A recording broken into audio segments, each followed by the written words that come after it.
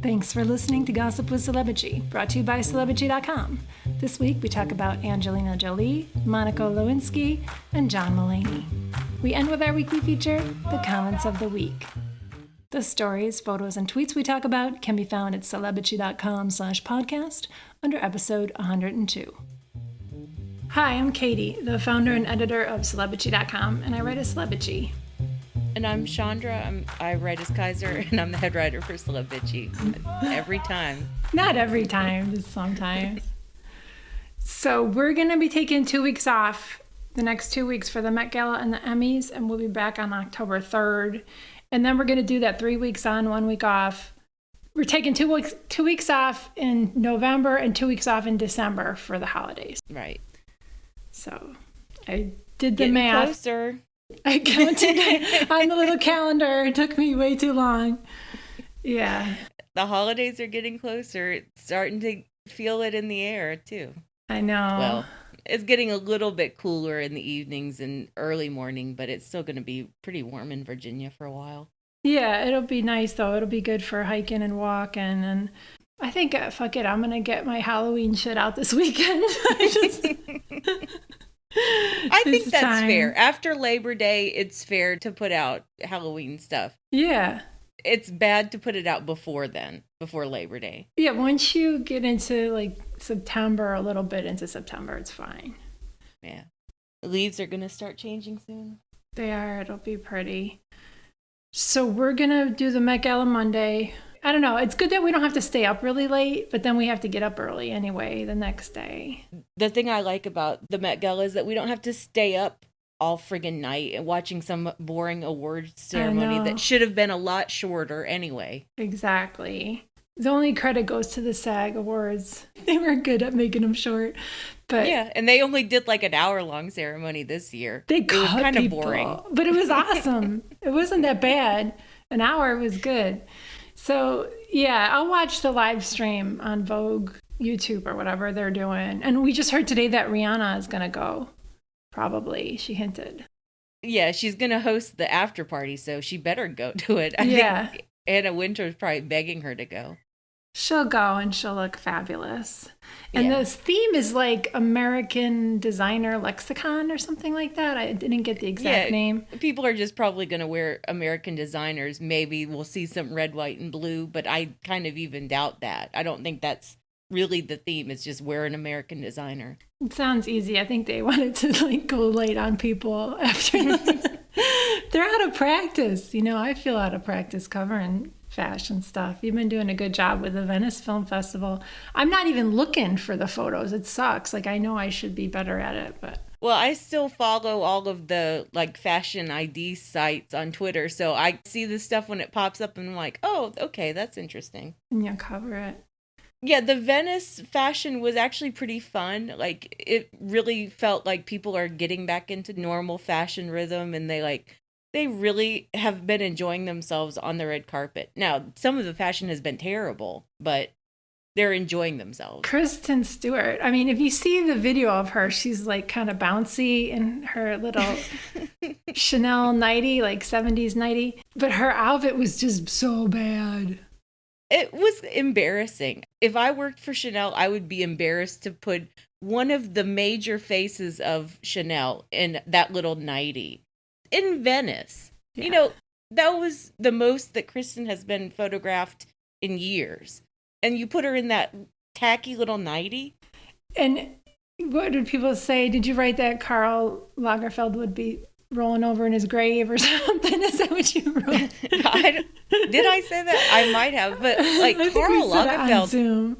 Yeah, Lagerfeld loved Kristen. She made the Chanel designs look kind of interesting and cool. She did. Yeah, she brought that punk rock aesthetic to it. Yeah, which doesn't really go with Chanel, but neither did the 70s nightie. Yeah. All right, so let's talk about Angelina Jolie. So she did an interview with The Guardian Weekend magazine. She's promoting this book she co-wrote called Know Your Rights and Claim Them, A Guide for Youth. And that's out early next month. And she has started spilling, but she's been really reserved about it still. I mean, there's still a gag order in effect, I would think so, because that's what's been keeping her from really going in detail for several years now. Remember when they came to that deal, I think it was 2018, where basically they had to work out all of their custody bullshit without leaking to the press. Okay. Yeah, it was just like a legal gag order. And I think she's still mostly under that, but so much stuff has already started to come out with her winning the appeal in California courts and like tossing out that judge who was in Brad's pocket. Yeah. So I feel like she's starting to be more comfortable with talking in some detail, but she's obviously not going to go into greater detail about this is what's happening with the custody case. I also think she's just fed up with his shit. Oh, yeah, 100%. Because it's been so long, and she's like, okay, I might as well start saying stuff. So she was asked if she was afraid for her children's safety, and she said, yes, for my family, my whole family. And she also said she had an assault experience with Harvey Weinstein when she was 21. She didn't get into the details about it, but she said that was something that she had to escape, and that Johnny, what's his last name? Johnny Lee Miller. Johnny Lee Miller was supportive of her, and she asked him to spread the word to other men and to young women not to be alone with him. Mm-hmm. And she turned down The Aviator because it was a Weinstein movie. And then she dropped the bombshell, which was, it was hard for me when Brad worked with him, basically. And she let it be known that she had told Brad what happened, because that was always the question of, you know, okay, so Gwyneth told Brad what had happened to her all those years ago. Yeah. Did Angelina also tell Brad?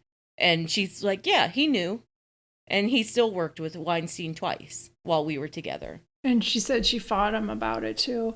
I think Gwyneth is the one who said Brad talked to Harvey for her, right? Yeah. Okay. That was right after Harvey basically jumped her in a hotel room. Gwyneth. Yeah. Brad was her boyfriend at the time, and Gwyneth gave Brad a lot of credit for, you know, going up to Harvey and threatening him. Both Brad and Harvey Weinstein's stupid rep issued statements about this to TMZ. And of course it was TMZ. Of course. They're so toxic. I mean, TMZ now stands for Toxic Men Zone. Toxic Male Zone. You just made that shit up. Like it's accurate, but I know that you just pulled that out of your ass. So, yeah. Weinstein's rep told TMZ, it's very clear to me that this is for more sales on Angie's book. There was never an assault and never an attempt to assault.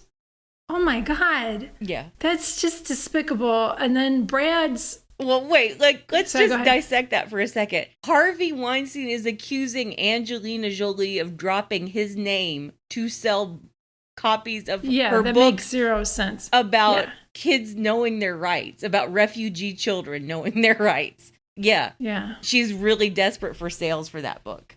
So Brad's sources told TMZ, quote, he never teamed up with Weinstein for Inglourious Basterds. He was simply part of a movie that Tarantino directed, which happened to get distributed by the Weinstein Company. And in my post, I talk about how that's bullshit.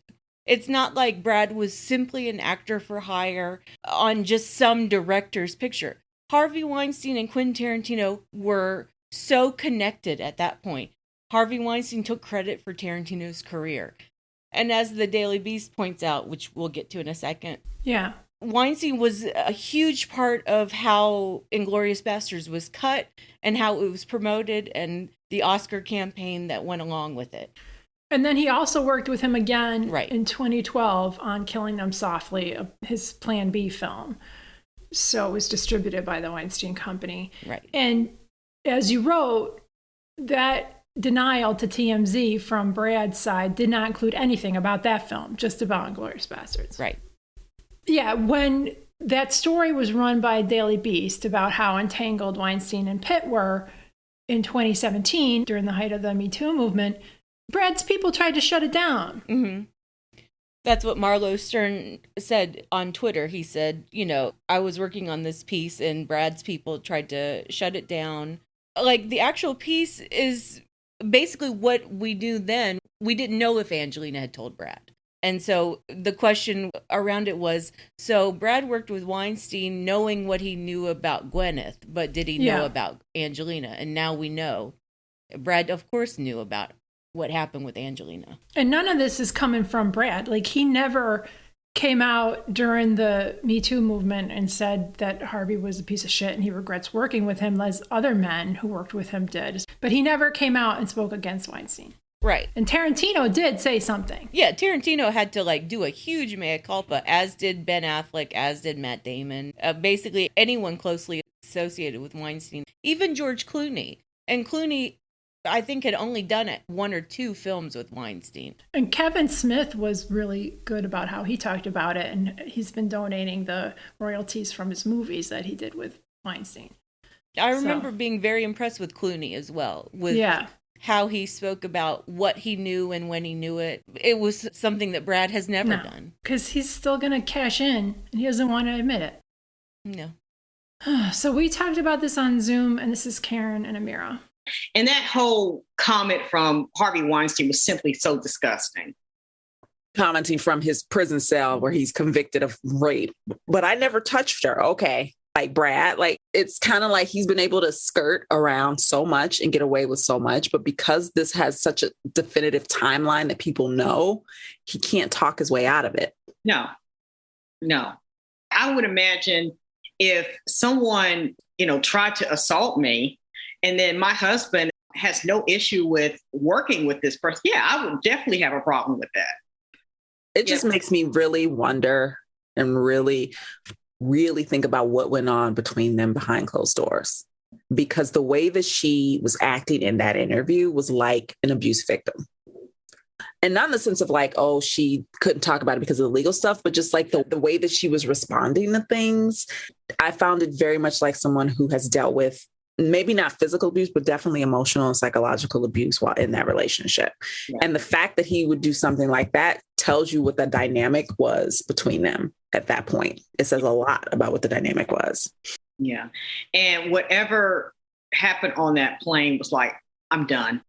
It's interesting how the oldest son wants absolutely nothing to do with him. So yeah, it seems at the very least that Brad was emotionally abusive to Angelina, and that something really serious happened on the plane, like Karen was saying, where that was the last straw for everybody.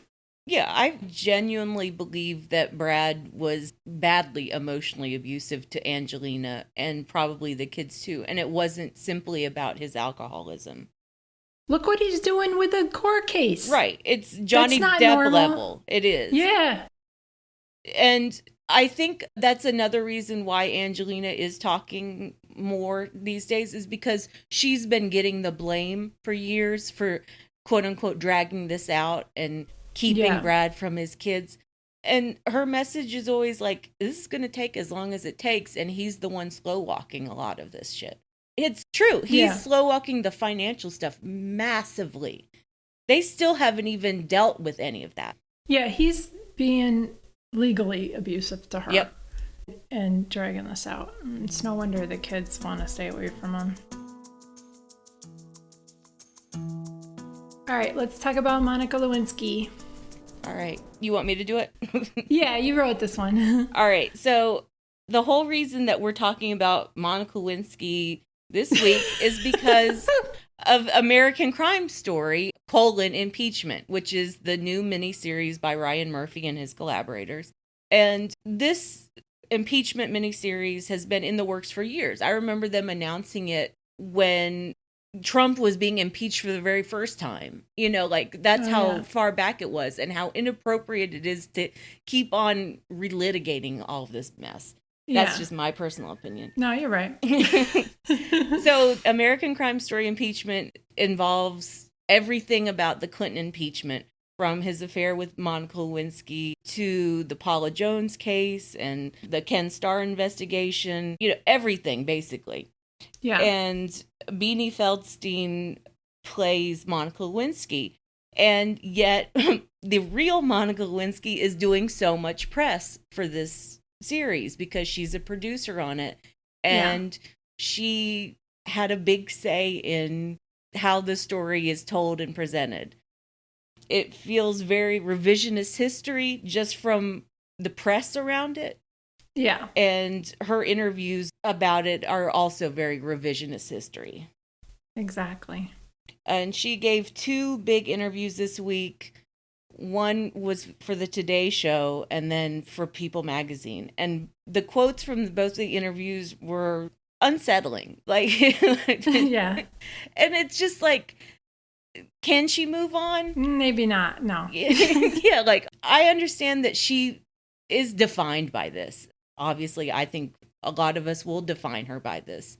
Not if she did something else. Yeah. Like, she had some shitty purses out for a while, but I haven't heard of her having a real career other than this. Right. She came from a wealthy family. She has obviously very good connections. She could travel the world and do a million different things. And yet 25 years later, she's still talking about this. She's still demanding that we pay attention to it, too. So she said in that Today Show interview that Clinton should want to apologize in the same way I want to apologize any chance I get to people my actions have hurt. Now, I looked it up. She has not apologized to Hillary. She said she would apologize to her if she saw her. She said that a few years ago because she was talking about it, endlessly for the past, 25 years. God damn it. We're so old, but we were alive then. Yeah. And yeah, we were politically active then. I remember Yes. the 96 election. I remember the 98 midterms. yeah, and I listened to all of the tapes of her talking to Linda Tripp because I was working at an internet company at the time and they were on broadcast.com back then. And I just listened to them on headphones when I was bored at work. And she knew what she was doing. Yeah. She was not some rube. She planned this. She was real chatty about Clinton. She wasn't a rube. She was naive. She was childish. She was immature. But she was an adult. That's not an excuse. That's just a reality. That's what she was. Yeah. And she also pursued him. She said she wanted to get her presidential knee pads. This is all known information. And the fact that she's being painted as this victim this many years later doesn't sit right with those of us who watched it in real time. Right. She was a victim of the press Yeah, and of the Republicans. Yeah, that's what I was going to say. Like, yeah. I remember reading every piece of the Starr Report and feeling so bad for her about how bullied she was by Ken Starr and how manhandled she was by Republicans who were just desperate to cling to her story and use it to take down President Clinton. Yeah. Ken Starr treated her abhorrently. And then the media was just so terrible to her.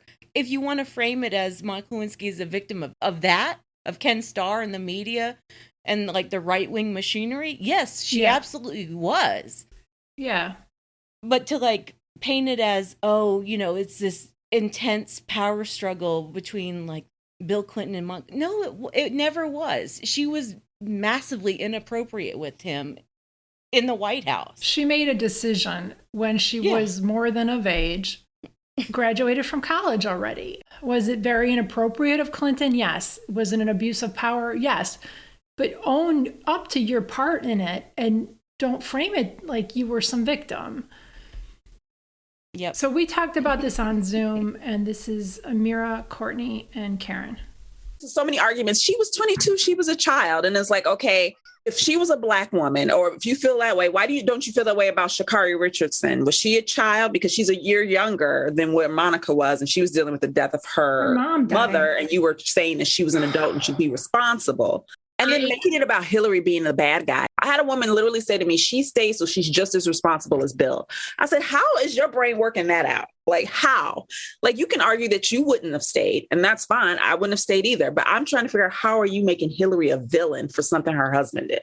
Last year, I taught Gloria Steinemann's op-ed that she wrote at the time. And then we wrote her republished one where she revisited her defense of Bill Clinton after Me Too. And it hit the nail for what Chandra was saying, that at the time, it's they will literally stop at nothing to take down this Democratic president.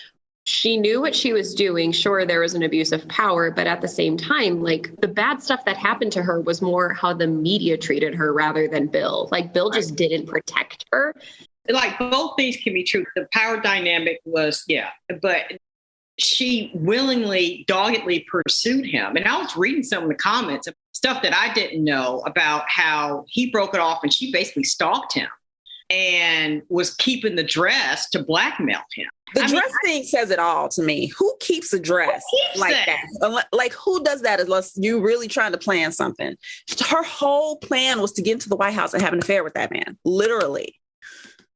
Respect the hustle, but then own the hustle. Right. And she doesn't seem to take any accountability for her own actions at all. I really did feel bad about how she was basically used by the Republicans who were using this. They didn't give a shit that she was giving blowjobs to him. They were probably getting blowjobs from their own interns, so they didn't care about that shit. They were using this to get at him, and that was it. She was just a pawn. And how she was treated, all the late night shows, it was terrible to her. However, she is keeping this alive. So yeah, it's like Karen was saying, she didn't take responsibility for it. Both things can be true. Yeah. What we've been talking about. Yeah. And like, I'm not here for she's 22, she was a child, like Amira was saying. Yeah. I'm not here for that. As I said, she was immature and she was naive. She didn't understand the magnitude of what she was doing. Like, she was that fucking stupid. But there was also no precedent for it, to be fair. Yeah. But at the same time, whatever. Yeah. I mean, it wasn't an issue of consent, and it wasn't an issue of being taken advantage of. No, it wasn't. So much. Yeah. Yeah. Like you said, it was an abuse of power on his part. But even then, I never felt like he had abused his power that badly. I thought he had behaved stupidly. He had an affair with someone he shouldn't have given the time of day to. He should have known better. Yeah, he should have known better. And she should have too. Yeah, exactly. All right. Fuck them.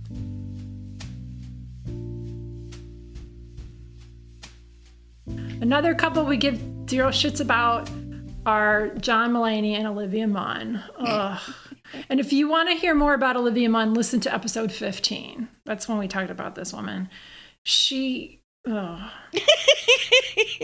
mean, we didn't like her before she doxed the Fug girls for disliking her outfit. We didn't like her before then. But she really went beyond with that. So, yeah, I don't even want to say her name. That's how much I don't like her. I'm fine with calling her John Mulaney's girlfriend forever. So I asked you not to do that because every time we do that, we get multiple people. This is just typical of having a blog.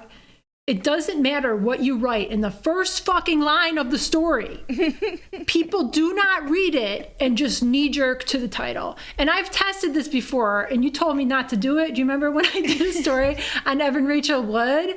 And I quoted her, but in the very first line, I was like, please read the rest of what she said, because she explained this quote. And it was just something about how hard it was to be a parent, you know, and it sounded really privileged. But the very first fucking comment, I put that person on permamod. I'm like, anybody who says we did not read the article, but no, you were like, I'm not putting the name in because she doxed some of our own. You know, that's basically what you said. And I was like, fine, that's fine. You know, don't put her name in the titles. We'll just deal with this bullshit every single story. Well, I've already got a story that's going to go up on Friday. And it's about, you know, this messy. Oh, the page 6? Is it the page 6 article? Yeah. Oh my God, that was crazy. I just read that. Yeah. So Sorry, it's a messy story. And I explained in the very first paragraph, for those who are wondering, like, why I'm not naming her. And that's why. We explain it every fucking time, and it's in the comments too. I get if you're on your phone and you don't see all the other comments before you make a comment, but you could read the fucking story. We should make it so that there's like a CAPTCHA in the first part of the article that you have to fill in. I don't know. I think it's fine because I think commenters are starting to catch on about it. And like at first people were like, wait, you didn't really name her, did you? And they finally... Because we're so misogynistic and terrible. Fuck you. I mean, you don't know the story. She's more famous than he is. Well, not really, but anyway. She's famous because she's a hustler. She dated Justin Timberlake when he was with Jessica Biel before he married Jessica Biel. He dumped her and then she leaked everything to Us Weekly. I still remember that. It was so obvious what she did. She was mad that he dumped her and she ran straight to Us Weekly. Plus, she got a whole new face. She denied having anything done. Like, if you look to side by sides of her face, and I'll link it, I might even put it in this post. Fuck it. Her face is entirely different. Instead of saying, I'm not comfortable talking about that, which is how she could have responded. She said that she ate these red Japanese potatoes or something, purple potatoes, and that's given her a better complexion. What the fuck? Okay, let's skip the point. Okay. She's pregnant with John Mulaney's baby. But this timeline is super sketch. Yeah, it is. And all right, so the timeline is just generally like he was in and out of rehab last fall and into the first months of the year. He left rehab in February. Yeah. And apparently, by all accounts, immediately after he left rehab in February, he asked his wife for a divorce. And then no, that's not all accounts anymore. Yeah, like all right, before this week, that was by all accounts the timeline. Yeah. And then we only found out that he asked for the divorce in May when we found out, oh, he filed for divorce or blah blah blah blah. And then a few days later, it's like, oh, by the way, he has a new girlfriend too. And he did an exclusive photo shoot with Us Magazine. Wait, no, they did the exclusive photo shoot with People Magazine because that's who she's leaking to now. People Magazine got the confirmation that they were dating, and then they got the photos, the first couple photos. Oh, okay, so she moved up. Yeah. Because she's pregnant with John Mulaney's baby now. She was pregnant then. So she looks like she's about 7 months along. So she must have gotten pregnant a minute after they started dating. No, a minute after he got out of rehab. That's when she got pregnant. Oh, yeah. They were together before. That. So Mulaney went on Seth Meyers, which is his employer, and Meyers admitted that he was one of the people who did an intervention after he relapsed. He went to rehab in the fall, relapsed, and his friends did an intervention, and he went back in December. And in the opening to his appearance on Meyers, he gave this timeline. So it was like he was trying to justify Olivia's pregnancy and say that he was split up with his wife already. But there's that new article in page 6 that you're going to cover for Friday, where a source close to his wife said that no, he told her in February that he wanted a divorce. His whole timeline is just completely bonkers, and it doesn't make any sense. And like his story on Seth Meyers was that he split up with Anne Marie like last fall. Like he just mentioned that in passing, that he split up with his wife last fall. And her people are now like very quietly going to page 6 and saying, no, that's not how it happened. That's not how it happened. And she's been really quiet about it. Yeah, she hasn't said anything. She's been very classy. Yeah. And, you know, you're not supposed to get in a relationship a hot minute after you're out of rehab. They tell you in AA to wait a year. I mean, you should at least wait a little while till your head's on straight. But the other thing with this person, the Voldemort of the gossip world, is that she has admitted that she was into Mulaney when he was married. Yeah. Like, she said in 2015 that she first met him at Seth Meyers' wedding, and that's a story that Mulaney told on Meyers' show. And she said that she was obsessed with him, that she tried emailing him and hanging out with him. And she admitted that they were both with other people. He was with Anne Marie right before they got married at that wedding. Like, what the fuck? And that's in character for her. Like, she's a total sketchball when it comes to men. Yeah. And I'm not saying that, like, I'm going to slut shame her. She's bonkers when it comes to relationships and men. That's not slut shaming to say that someone's a cheater. She's not screwing a lot of men. She's picking specific men. Yeah, like, well, the Justin Timberlake thing I thought was kind of funny just because she fucked him over so badly. Like, well, he deserved it. I mean, that's one dude that's who why. deserved That's why it. I kind of liked it, because he's such a douchebag. And I was like, oh, God, well, there's his comeuppance. Yeah. So we talked about this on Zoom, and in the part we're wondering about Olivia's age, and she's 41. So here's that segment.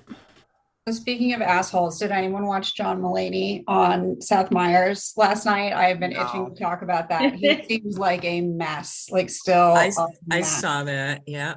It was painful. Like, I know they were trying to joke and everything, but it's such a serious topic that like the jokes just did not land, and it was just sheer. Well, plus there was no audience there to react either, so it was just silence to everything. Do you think the pregnancy was planned? I don't think it was. Not by him.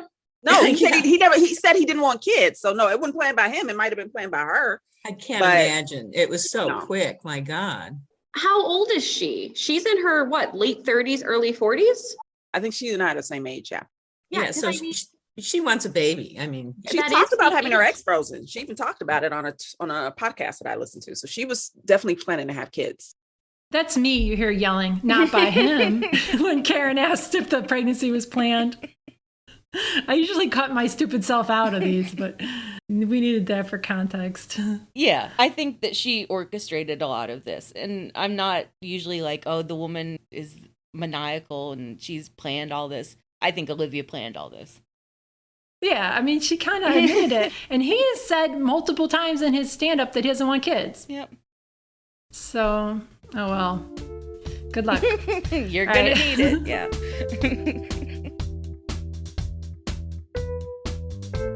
Let's move on to the comment of the week. So my comment of the week is on the post from that People Magazine Royals edition with the Cambridges on the cover and half of William's head cut off, like just in the middle of his forehead. It was awful. It was a weird choice. And that's a cute picture of them. And yeah, okay. So there was that source quote that you put in the title that Kate and William's kids are, quote, all very polite children, but they have a little twinkle in their eyes. They have all the right ingredients. Ooh. Yeah, and my mind went to horse breeding, and apparently everyone else's minds went to racism. Yeah, and the original Mia said, the right ingredients, that's not a racist dog whistle, it's a freaking 100-piece marching band.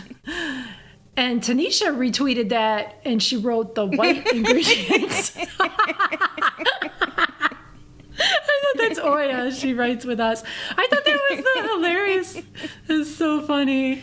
But I mean, that's how these people think. Like, we've talked about that before. Like, they think of people in terms of horse breeding, and like that's racist too. And that, yeah, they think that like, oh, you have to add in some peasant stock from time to time to strengthen the line.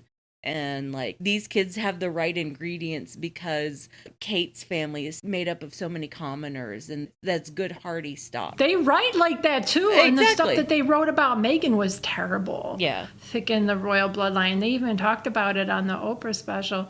And we talked about that on a podcast too. And I was saying like, but that is how insular communities talk about breeding. And it's creepy as hell. Yeah. It is racist in many occasions, but sometimes it's just awful and creepy. Yeah.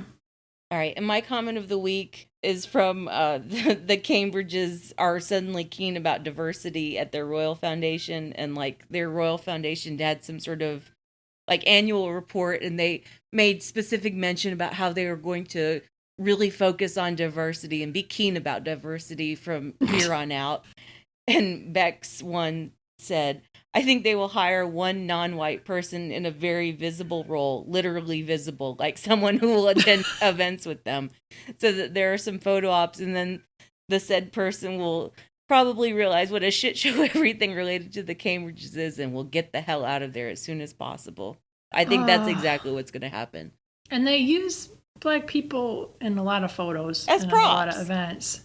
Yeah. As props. And their diversity numbers are terrible. Yeah. So they're saying that they're going to focus on diversity, but they didn't say they would hire a more diverse staff. Right. And Kensington Palace was the only major palace that didn't release any information about their diversity numbers or inclusion numbers. Because they were so bad. Yeah. Clarence House and Buckingham Palace didn't clear 9%.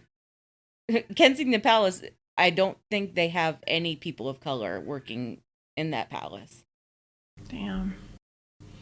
All right, well. Good luck to them. Yeah. All right, well, thanks for listening, bitches. Thanks, bitches. Thank you for listening to the Celebrity Podcast. Please rate, review, and subscribe wherever you listen. If you like us, please turn off your ad blocker when you visit our site. You can text us or leave a voicemail at 434-218-3219. Our music is from AA Alto, Maiden, and via Premium Beat and Sound of Picture. Thanks again. Oh, happy birthday! Oh, thank you. It's in a couple days, but It'll be fun. Yeah.